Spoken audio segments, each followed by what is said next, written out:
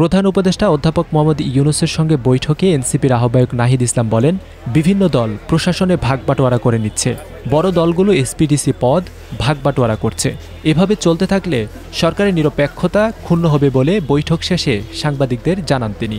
প্রশাসনে যেভাবে বদলি পদায়নগুলো হচ্ছে সেটা আসলে কিসের ভিত্তিতে হচ্ছে, সেক্ষেত্রে নিরপেক্ষ এবং যোগ্যতার ভিত্তিতে পদায়ন হচ্ছে কিনা, কারণ আমরা বিভিন্ন জায়গায় দেখতে পাচ্ছি, শুনতে পাচ্ছি যে প্রশাসনে বিভিন্ন ভাগবাটোয়ারা হচ্ছে।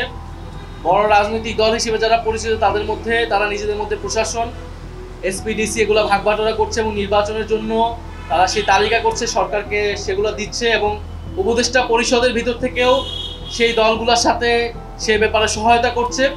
ফলে এইভাবে চললে সরকার নিরপেক্ষতা প্রশ্নবিদ্ধ হবে। ফলে সরকার যাতে নিরপেক্ষভাবে ফাংশন করে এবং উপদেষ্টা পরিষদে যাদের বিরুদ্ধে এই সংশ্লিষ্টতাগুলো রয়েছে, অদক্ষতা, দুর্নীতি এবং রাজনৈতিক দলীয় পক্ষপাতের, তাদের বিষয়ে যাতে প্রধান উপদেষ্টা সিদ্ধান্ত নেন। বৈঠকে এনসিপি নেতারা জুলাই সনদের আইনি ভিত্তি, দলীয় প্রতীক শাপলা ও চলমান পরিস্থিতি সহ বিভিন্ন বিষয়ে প্রধান উপদেষ্টার সঙ্গে কথা বলেন। শাপলা ছাড়া অন্য প্রতীকে নির্বাচনে যাবেন না বলেও সাফ জানিয়েছে এনসিপি। আমরা বলেছি নির্বাচন শাপলা কেন আমরা পাবো না, তার আইনি সাংবিধানিক ব্যাখ্যা আমাদের দিলে তখন আমরা অন্য প্রতীকের বিষয়ে বিবেচনা করব। তার এখন তো সেটা যদি নির্বাচন কমিশন না দেয়, তার মানে সেটা শুধু প্রতীকের ইস্যু না, এটা নির্বাচন কমিশনের নিরপেক্ষতার প্রশ্ন। নির্বাচন কমিশন ন্যায় বিচার করছে কিনা একটা দলের সাথে সেটার প্রশ্ন।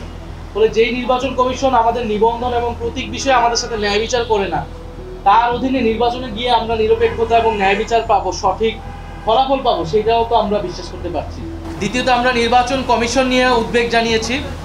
নির্বাচন কমিশনের গঠন প্রক্রিয়া, নির্বাচন কমিশনের বর্তমান আচরণ আমাদের কাছে মনে হচ্ছে যে এটা নিরপেক্ষ হচ্ছে না, এটা স্বচ্ছ হচ্ছে না এবং নির্বাচন কমিশন সাংবিধানিক প্রতিষ্ঠান হিসেবে যেভাবে কার্যক্রম করার কথা ছিল সেটা করছে না। কিছু কিছু দলের প্রতি পক্ষপাতিত্ব দেখা যাচ্ছে।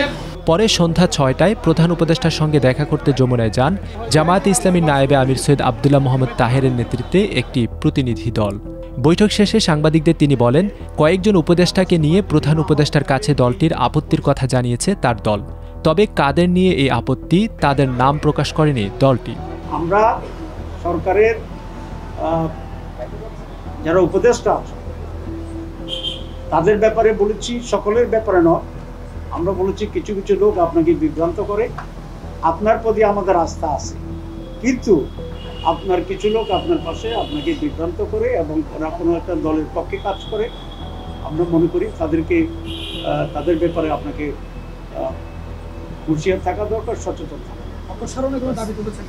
আমরা এখন আজকে উঠে নাই, আমরা প্রথমে দৃষ্টি আকর্ষণ করেছি। আপনারা জানেন জামাত ইসলামী খুবই একটা সিস্টেমেটিক ডিসিপ্লিন পার্টি। আমরা প্রথম দিন যাইয়াই অপসারণ চাইনি, আমরা বলেছি আমরা এখন দৃষ্টি আকর্ষণ করছি, আমরা সময় দিচ্ছি, আপনাকে সুযোগ দিচ্ছি। যদি না হয় তাহলে আমরা যা যা করণীয় সেগুলোর ব্যাপারে আমরা চিন্তা করবো। আমরা তত্ত্বাবধায়ক সরকারের কোনো দাবি তোলা হয়নি জানিয়ে আবদুল্লাহ মোহাম্মদ তাহের বলেন, তত্ত্বাবধায়কের ব্যাপারে এখনও সুপ্রিম কোর্টে শুনানি হচ্ছে। জামায়াত আদালতের রায়ের অপেক্ষায় আছে। রায়ে কোনো ব্যত্যয় না হলে অন্তর্বর্তী সরকার তত্ত্বাবধায়ক সরকারের ভূমিকা পালন করবে বলে জানান তিনি।